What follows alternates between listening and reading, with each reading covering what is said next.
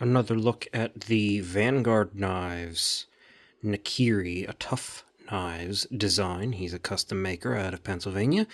This is a premium knife that was recently dropped with a very snub-nosed cleaverish aesthetic.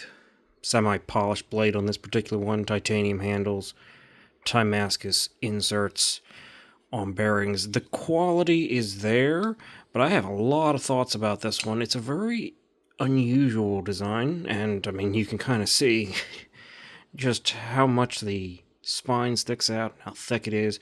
It's got a very specific sort of and subjective aesthetic here, and it may not be for everyone, but it is a cool piece nonetheless.